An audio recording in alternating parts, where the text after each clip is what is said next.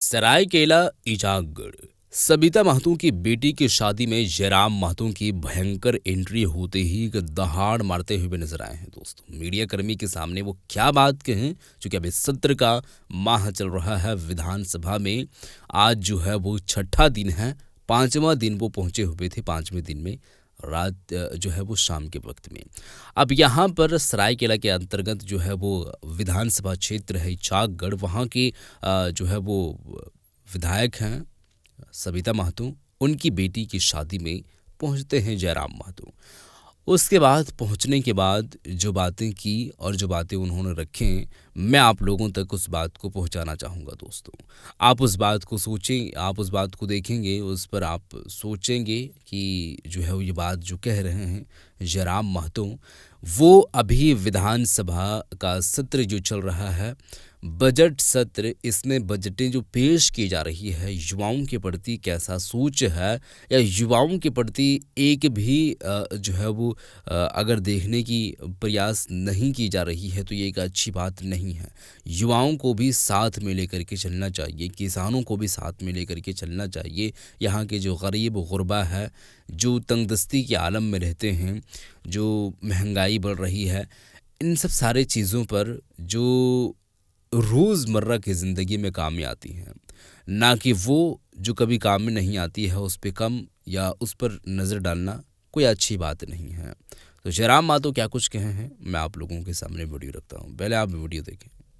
Budget आता है तो इस राज्य के एक आम व्यक्ति को बड़ी अपेक्षाएं रहती हैं, लेकिन बजट को पढ़ने के बाद, चूँकि अल्पकाल में आधा ही पढ़े बजट को, चूँकि आनंद फानन में फिर वहाँ से जमशेदपुर निकले हैं, तो ऐसा प्रतीत हुआ कि जिस प्रकार से पुराने समय में बजट प्रस्तुत किए जाते थे, केवल प्रस्तुत किए जाते थे। एक नया हम लोग आशा किए थे कि इस बार नया होगा। इस राज्य के युवा लगातार कुंठित भाव से है अपने आप को देख रहे हैं, तो हमारे हिसाब से लगा कि युवाओं के लिए विशेष कुछ होगा, लेकिन कहीं ना कहीं युवाओं के लिए विशेष कुछ नहीं है। इस बजट में मूल रूप से इनका जो लक्ष्य रहा, ये लक्ष्य यही रहा कि जो मैया सम्मान योजना जिसके माध्यम से सरकार में आई है, उस राशि को, उस सब्जेक्ट को, विषय को बचाने के लिए उन्होंने कहीं ना कहीं बजट को एक दिशा में मोड़ने का कार्य किया। सर, पेपर लीक के बारे में क्या कहना है? देखिए, पेपर लीक के बारे में मैंने पहले ही कहा है, जब तक आप जो सरकार अगर गंभीर नहीं होगी तो इसी प्रकार पेपर लीक होंगे। कभी जेपीएससी होगा, कभी सीजीएल होगा। अब तो 10वीं की परीक्षा, ये तो गनीमत है कि 10वीं से बोर्ड होता है। अगर 5वीं में बोर्ड होता तो 5वीं का पेपर ये लोग भेज देते। ये दुर्भाग्य इस राज्य का।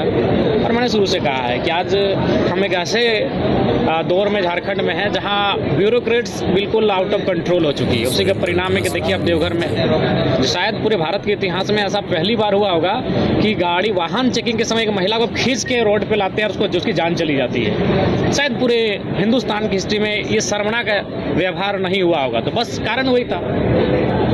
जयराम जी, युवाओं के लिए बजट में क्या होना चाहिए था आपकी दृष्टि से? देखिए, मेरे हिसाब से कम देखिए, ये सोच सकते हैं कि आप 100% अगर आप नियोजन नहीं दे पाते तो कम से कम आपको बहुत सारे ऐसे सब्जेक्ट थे, कुटीर उद्योग, लघु उद्योग, जहां लेके जाना चाहिए था। यही सरकार टेंडर की बात करती थी कि हम लोग 30 से 50 करोड़ तक का जो है स्थानीय संवेदकों को ST SC OBC आरक्षण के साथ देने का कार्य करेंगे। वहाँ भी फेलियर दिखी है। और पूर्व में जो उन्होंने एक वादा किया था कि जो स्नातक होंगे उनको 5,000 और जो स्नातक उत्तर होंगे उनको 7,000, कहीं ना कहीं उन विषयों पर, युवाओं के विषयों पर 5 लाख प्रति वर्ष नई नियुक्तियाँ, उन विषयों पर सरकार कहीं ना कहीं पीछे है।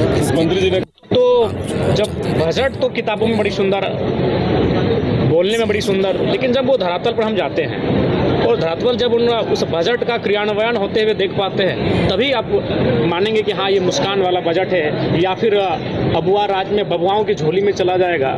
ये भी देखने का विषय होगा।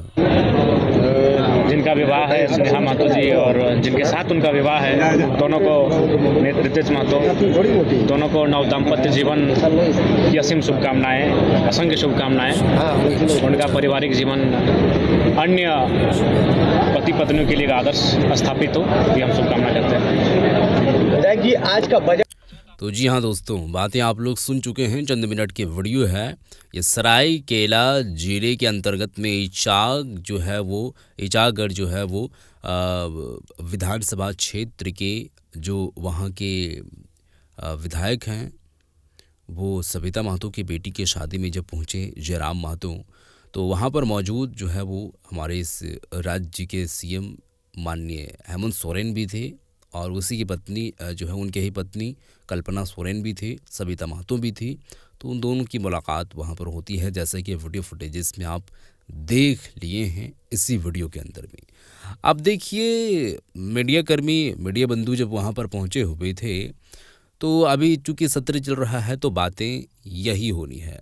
अब जब सत्र कंप्लीट होगा, ख़त्म होगा, तो और भी जो है वो बातें होंगी, लेकिन ज़्यादातर बातें अभी इसी पर चर्चाएं होंगी। क्या होना चाहिए, क्या नहीं होना चाहिए, सरकार जो बजटें ला रही है वो बजटों पर कैसा काम करना चाहिए, किनके ऊपर में काम होना चाहिए, किसको जो है वो देखना चाहिए, इन सब सारी चीज़ों पर आलोचनाएं दरालोचनाएं जो है वो लगती रहती है। किसी के ऊपर में वो लगाता है तो किसी के ऊपर में वो लगाता है, तो ये चलता रहता है। बाकी इस पर आप लोगों की क्या है सोच, आप क्या कहना चाहेंगे? बजट जो अभी चल रहा है, बजट सत्र झारखंड के अंदर में, तो इस पर आप लोगों की क्या है पहल, आप क्या कहना चाहेंगे? किनके ऊपर में क्या कुछ होना चाहिए था, वो अपना भी विचार ज़रूर नीचे कमेंट सेक्शन में ज़रूर दीजिएगा। इस वीडियो को शेयर कर दें। मिलते हैं एक और नए वीडियो के साथ, तब तक के लिए खुदा हाफिज़।